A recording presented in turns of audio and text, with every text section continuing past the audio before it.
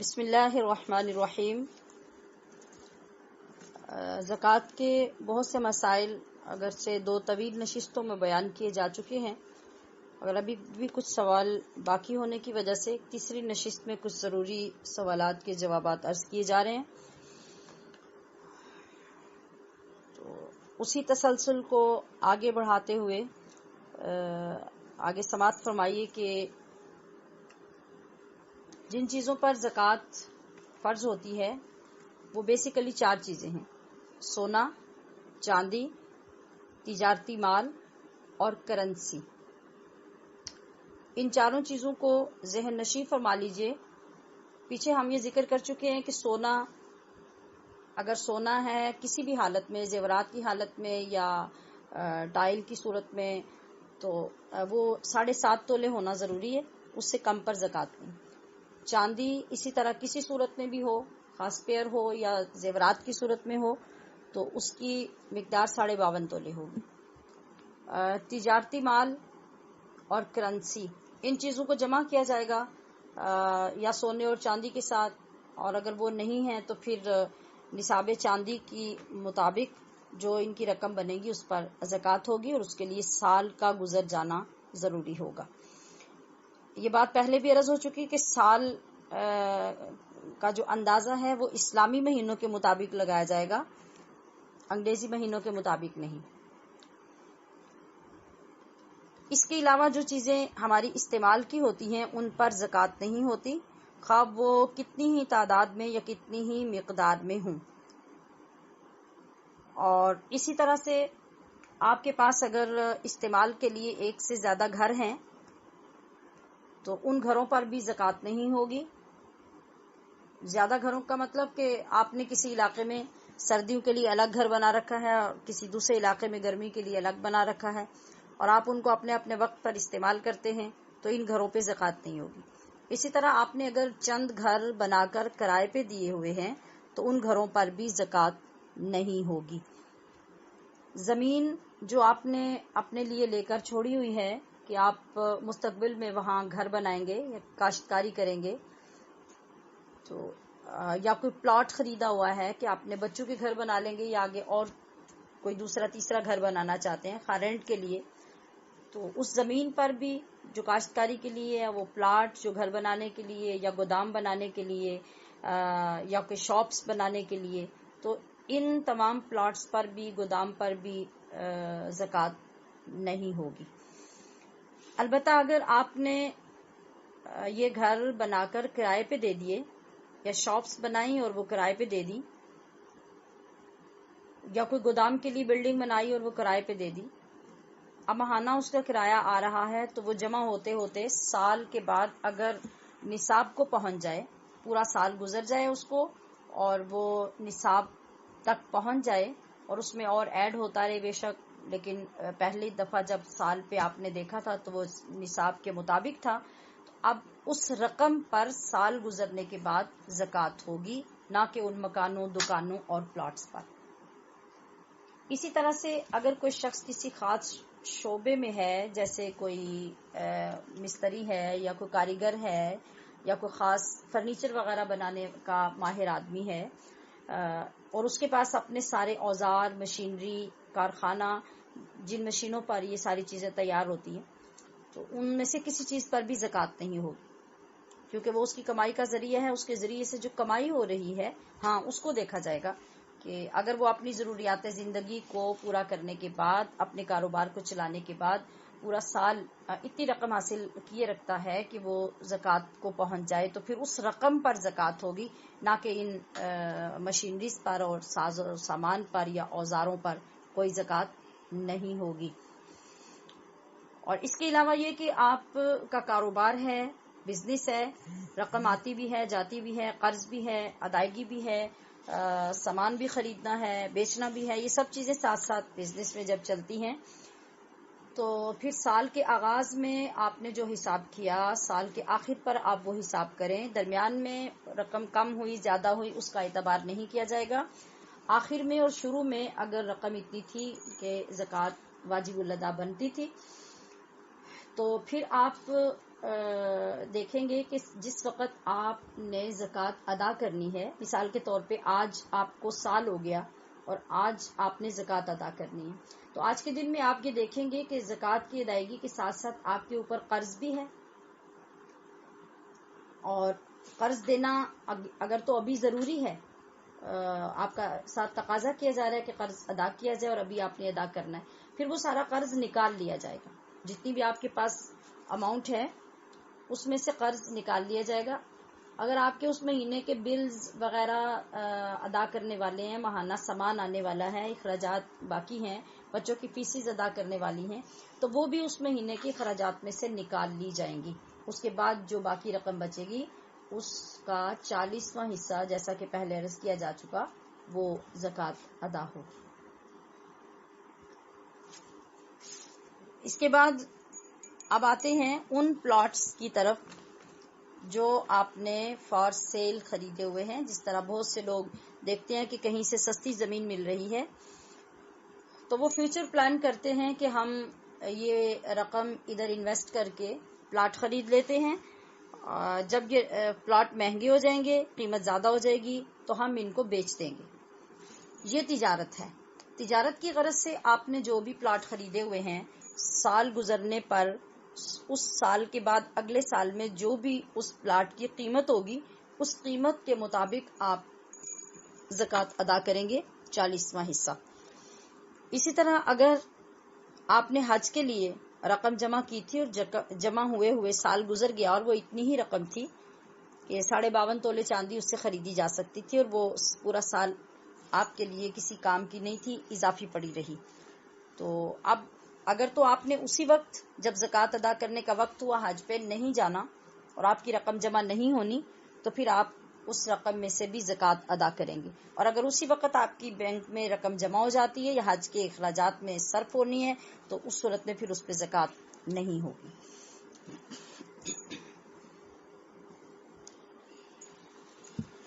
جی، اس کے علاوہ اگر آپ نے بیٹی کے جہیز کے لیے رقم جمع کر کے رکھی ہے یا ایسا سامان خرید چکے ہیں جس کو سیل کیا جا سکتا ہے اور وہ اتنی مالیت کا ہے جس سے 52.5 تولے چاندی آپ خرید سکتے ہیں، تو پھر اس رقم پر بھی اور اس پر سامان پر بھی زکوٰۃ ہوگی جو اضافی آپ کے پاس پڑا ہے، کیونکہ بیٹی کا جہیز جو ہے وہ حاجات اصلیہ میں نہیں شامل ہوتا، وہ ایک اضافی چیز ہے اور یہ ہمارے رسوم اور رواج ہیں جن کو ہم فالو کرتے ہیں اور یہ سارے اخراجات ہم اپنے سر لیتے ہیں، تو اس صورت میں اس پہ زکوٰۃ ادا ہوگی۔ ایک مسئلہ یہ درپیش ہے کہ ہمارے جو رقوم بینک میں ہوتی ہیں اور بینک والے اپنی ایک مدت کے مطابق اس میں سے کٹوتی کرتے ہیں اور یہ کہتے ہیں کہ زکوٰۃ کاٹ لی گئی ہے، تو لوگ اس سے مطمئن ہو جاتے ہیں کہ زکوٰۃ تو بینک والے کاٹ لیتے ہیں لہٰذا ہمارے اوپر کوئی زکوٰۃ نہیں ہے۔ تو یہ بات اچھی طرح ذہن نشین فرما لیجئے کہ زکوٰۃ کے لیے ضروری ہے کہ ادا کرتے وقت آپ کی نیت ہو کہ ہم زکوٰۃ کی رقم نکال رہے ہیں یا زکوٰۃ کی رقم ادا کر رہے ہیں، اس نیت کا ہونا ضروری ہے، جبکہ بینک کی رقم میں ایسا کچھ نہیں ہوتا۔ اور دوسری بات یہ کہ آپ جس کو زکوٰۃ ادا کر رہے ہیں اس کو زکوٰۃ کی رقم کا یا زکوٰۃ کی رقم سے آپ نے کوئی چیز خریدی جو آپ کسی کو دے رہے ہیں تو اس کا مالک بنانا یعنی تملیک کرنا ضروری ہے، اور بینک میں ایسا ممکن نہیں ہوتا، نہ تو آپ کو یہ پتا ہے کہ چیز کس کو دی جا رہی ہے اور نہ یہ پتا ہے کہ مالک کس کو بنانا ہے، تو دونوں شرائط نہ پائے جانے کی صورت میں زکوٰۃ ادا نہیں ہوگی۔ ایک صورت یہ ہے جس طرح سے ابھی کرونا وائرس کی وجہ سے حالات ہیں اور الحمدللہ مخیر لوگ اپنے اپنی استطاعت کے مطابق بلکہ اس سے بھی بڑھ کر عام اپنے بہن بھائیوں کی اور اہل علاقہ کی خدمت کر رہے ہیں، تو زکوٰۃ کی رقم آپ کے پاس اگر ہے اور آپ ہر روز لنگر تیار کرتے ہیں اور لوگوں کو بلا کے کھلاتے ہیں تو آپ کا یہ خیال ہے کہ میری زکوٰۃ ادا ہو رہی ہے، تو یاد رکھیے اس طرح سے بھی آپ کی زکوٰۃ ادا نہیں ہوگی۔ ہاں، کھانا کھلا کر زکوٰۃ ادا کرنے کا یہ طریقہ ہوگا کہ آپ لوگوں کو دعوت دیں، ان کو مطلع کریں کہ ہم کھانا تقسیم کر رہے ہیں، تو آپ وہ کھانا پیک کر کے لوگوں کو دے دیں۔ جب آپ نے وہ دے دیا تو پھر اس صورت میں جو کھانا لے کے جا رہا ہے اب وہ کھانے کا مالک ہے، خواہ وہ اپنے گھر والوں کو کھلائے، خود کھلائے یا اڑوس پڑوس والوں کو جا کے دے، اس میں آپ مداخلت نہیں کر سکتے۔ تو ایسی صورت میں آپ کی زکوٰۃ کی رقم سے بنایا ہوا کھانا یا لنگر جب اس طرح سے لوگوں کے گھروں تک پہنچ جائے گا اور آپ ان کے سپرد کر دیں گے تو بھی زکوٰۃ ادا ہو جائے گی، لیکن بٹھا کر کھلانے کی صورت میں کہ آپ جتنا چاہیں کھا سکتے ہیں لے کے نہیں جا سکتے، پھر زکوٰۃ ادا نہیں ہوگی۔ اور جیسے میں نے پہلے بھی عرض کیا کہ سونا چاندی بذات خود اگر موجود ہیں تو پھر ان کے لیے ضروری ہے خالی سونا خالی چاندی جب 7.5 تولے 52.5 تولے ہوں گے تو ان پہ زکوٰۃ ہوگی۔ اب اگر دونوں مکس ہیں تو دونوں کی قیمت کو ملا کر دیکھ لیا جائے گا کہ چاندی کا نصاب اگر بن جاتا ہے، چاندی تھوڑی سی ہے سونا تھوڑا سا ہے، دونوں کو ملائیں، ان کی قیمت لگوائیں اور دیکھیں کہ 52.5 تولے چاندی خریدی جا سکتی ہے تو اب بھی اس پر زکوٰۃ لگے گی۔ لیکن اگر صرف چاندی ہے تو اس کا 52.5 تولے ہونا ضروری ہوگا، صرف سونا ہے تو اس کا 7.5 تولے ہونا ضروری ہوگا۔ اب جو بھی آپ کے اوپر زکوٰۃ فرض ہوئی ہے، جتنی بھی ہوئی ہے، اس پوائنٹ کو بہت اہمیت دیجیے اور بڑی توجہ سے سمجھنے کی کوشش کیجیے۔ ہمارے بہت سے جو لوگ ہیں بہن بھائی وہ یہ کہتے ہیں کہ ہم سارا سال جو صدقہ کرتے ہیں وہ اس نیت سے کرتے رہتے ہیں کہ ہم زکوٰۃ دے رہے ہیں۔ ضرور دیجیے آپ، اس میں کوئی اختلاف نہیں ہے، مگر یاد رکھیے کہ پہلے آپ کو جتنا آپ کے پاس سامان ہے، پیسہ ہے، کرنسی ہے، سونا چاندی ہے یا مال تجارت ہے، اس سب کا تفصیلی حساب کرنا ہوگا کہ آج جو تاریخ ہے پچھلے سال کی اس تاریخ سے لے کے اب تک میرے پاس جو سامان ہے وہ کتنی مالیت کا ہے، کرنسی کتنی ہے، سونا چاندی کتنا ہے، اگر کوئی تجارت کے لیے زمین وغیرہ خریدی ہوئی ہے وہ کتنی ہے۔ ان سب چیزوں کو جمع کر کے آپ ایک لسٹ بنا لیں گے اور پھر ان ساری چیزوں کی موجودہ مالیت جو مطلب آج کا ریٹ ہوگا وہ ریٹ لگوا کے آپ دیکھ لیں گے کہ میرے پاس کتنی رقم بن رہی ہے۔ پھر آپ اس میں سے 40واں حصہ، جس طرح پہلے بھی میں نے عرض کیا کہ اس کا یہ طریقہ ہوگا کہ اگر 1 لاکھ آپ کے پاس ہے تو اس میں سے 2500 آپ نے زکوٰۃ دینی ہے، 2 لاکھ ہے تو 5000 آپ نے زکوٰۃ دینی ہے، 4 لاکھ ہے تو 10,000 آپ نے زکوٰۃ دینی۔ اس طرح سے 40واں حصہ ہر چیز کو جمع کر کے آپ نکالیں گے۔ جب آپ یہ بات سمجھ لیں گے پھر آپ کو ہر مرتبہ یہ سوال نہیں کرنا پڑے گا کہ میرے پاس سونا اتنا ہے تو زکوٰۃ کتنی ہوگی، پیسہ اتنا ہے تو زکوٰۃ کتنی ہوگی۔ مطلب دوبارہ عرض کیے دیتی ہوں کہ جتنی بھی چیزیں مختلف ایسی ہیں جو آپ کی ضروریات اصلیہ سے زائد ہیں، پورا سال ان کو گزر گیا ہے، وہ کرنسی ہے، وہ تجارت کا سامان ہے، وہ سونا ہے، وہ چاندی ہے، ان سب کو اکٹھا کر لیجئے۔ سونے چاندی کی اس وقت کی قیمت لگوا لیجئے، اگر پلاٹ فار سیل ہیں تو ان کی موجودہ قیمت لگوا لیجئے اور اس ساری رقم کو اکٹھا کر لیں۔ اکٹھا کریں کتنی اماؤنٹ بنتی ہے، اس میں سے 40واں حصہ آپ کی زکوٰۃ ہے۔ آپ نوٹ کر کے رکھ لیجئے، اگر آپ کے پاس رقم موجود ہے تو آپ زکوٰۃ کی رقم نکال کے رکھ لیجئے۔ اب آپ کی مرضی ہے، آپ چاہیں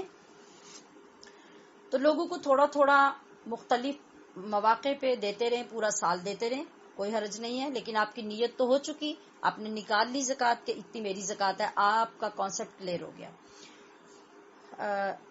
اب اگر آپ کی طرف سے اللہ کے ہاں زیادہ بھی چلا جاتا ہے تو یہ آپ کی سعادت ہے، بہت اچھا ہے، لیکن آپ اس اندازے سے دے رہے ہیں کہ میرے لیے یہ بہت مشقت کا کام ہے، میں کس طرح سے حساب کروں اور میں بس اندازے سے سارا سال زکوٰۃ دیتا رہتا ہوں یا دیتی رہتی ہوں، تو اس طرح یاد رکھیے کہ زکوٰۃ ادا نہیں ہوگی۔ یعنی آپ کو لازمی معلوم ہونا چاہیے کہ میرے پاس اتنی اماؤنٹ ہے، اتنا سامان ہے، اس کے حساب سے میری زکوٰۃ کتنی بنتی ہے۔ دینے کی شرط نہیں ہے، آپ جب جب چاہیں دیتے رہیں، جس کو چاہیں جتنا دیتے رہیں، یہ بھی شرط نہیں ہے، دونوں صورتوں میں زکوٰۃ ہو جائے گی۔ مگر یہ جو اندازہ ہے کہ آپ کو یہ پتا نہ ہو کہ میری اس سال کی زکوٰۃ کتنی بنتی ہے اور آپ دیتے رہیں، بے شک اس سے دگنی دیں، تو یہ زکوٰۃ ادا نہیں ہوگی۔ یہ بہت نازک پوائنٹ ہے اور بہت بڑی ذمہ داری ہے شریعت مطہرہ کی، اس کو انتہائی توجہ کے ساتھ سماعت بھی فرمائیے اور اس کو محفوظ بھی کر لیجیے۔ اب آتے ہیں ایک مشورے کی طرف۔ ہم دیکھتے ہیں کہ ہمارے لوگ لاکھوں کروڑوں زکوٰۃ کی رقمیں لوگوں میں تقسیم کرتے ہیں. اس کے باوجود ہمارے ارد گرد غربت ختم نہیں ہوتی، مفلسی ختم نہیں ہوتی. اور بہت سارے مشاہدات ایسے بھی ہوتے ہیں کہ وہ جو زکوٰۃ لینے والے ہوتے ہیں ان کو دیکھا جائے یا ان کی وفات کے بعد صورتحال سامنے آئے تو پتہ چلتا ہے کہ ان کے بینک بیلنس اور ان کی پراپرٹیز اور ان کے پلاٹ اور زمینیں جو ہیں وہ ایک متوسط طبقے کے بندے سے بھی زیادہ ہیں. تو اس کے لیے ایک بات تو یہ کہ آپ کسی کو عادت نہیں ڈال دیں. جس طرح سے ہمارے ہاں اکثر مہیر لوگوں کے ہاں یہ ایک لگا بندہ طریقہ ہوتا ہے کہ اس سال کے بعد اس مہینے میں فار ایگزامپل رمضان المبارک میں لائنیں لگی ہوتی ہیں، لوگ آ رہے ہیں کیونکہ اس مہینے میں اس گھر سے زکوٰۃ ملتی ہے، اور پھر سال ہر سال سے اہل خانہ اس شخص کو زکوٰۃ دیتے جا رہے ہوتے ہیں. تو جو مقصد تھا اللہ کریم کا زکوٰۃ فرض کرنے کا وہ تو حل ہوتا نظر نہیں آ رہا. غربت کو ختم کرنا تھا، غریبوں کو سپورٹ کرنا تھا، ان کو ہم نے طاقت فراہم کرنی تھی، تو وہ تو نہیں ہو رہی. وہ تو کوئی اور کام شروع ہو گیا، ان کو ایک اچھا کام مانگنے کا مل گیا، جمع کرنے کا مل گیا، اور ہم اس حرام طلبی میں رہتے ہیں کہ کون جا کر تلاش کرے اور کون حقدار کو ڈھونڈے اور پھر زکوٰۃ دے. تو یاد رکھیے کہ اس طریقے سے ہم اپنا فرض ادا نہیں کر رہے تو ہمارے اوپر ایسے ہی گناہ ہے جیسے ہم نے زکوٰۃ ادا نہیں کی. تو میں عرض یہ کرنا چاہ رہی ہوں کہ اگر آپ واقعی ہمدردی چاہتے ہیں اور دین کی روح کو سمجھنا چاہتے ہیں تو پھر آپ مچھلیاں پکڑ کر لوگوں میں تقسیم نہیں کریں، بلکہ لوگوں کو مچھلی پکڑنا سکھا دیں، ان کو روزگار دے دیں،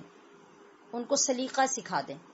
اب جس طرح سے ہمارے ہاں بہت سے غریب لوگ ہوتے ہیں اور پھر ہمارے بہت سے بھائی بہنیں ایسے ہوتے ہیں جن کی ماشاءاللہ سالانہ لاکھوں میں زکوٰۃ جاتی ہے، پھر ان کے بچے ہیں، فیسز ہیں، گھر نہیں ہے، کرائے پہ رہ رہے ہیں، روزگار نہیں ہے. تو کیا ہی اچھا ہو کہ بجائے اس کے کہ ہم پورا مہینہ اپنے دروازے پہ لوگوں کی قطاریں کھڑی رکھیں، کسی کو 500 دے کے لٹکا دیا، کسی کو 1000 دے کے لٹکا دیا، اگر ہم تھوڑی سی تحقیق کر کے دیکھیں کہ واقعی ایک بندہ ضرورت مند ہے اور اس کی ضرورت کس سے پوری ہوتی ہے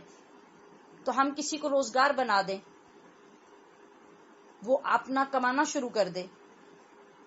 کسی کو کوئی ریڑھی بنا دیں، کوئی پھل لگا لے، اب اس کے پاس سواری نہیں ہے اس کو سواری لے دیں، وہ اپنا کام کر سکے، اپنے بچوں کی پرورش کر سکے. کوئی رکشہ لے دیں، وہ رکشہ لے کے چلائے اور اپنی روزی کا کچھ حل نکال سکے. تو اگر یہ سوچ ہمارے اندر پیدا ہو جائے تو ایک بندہ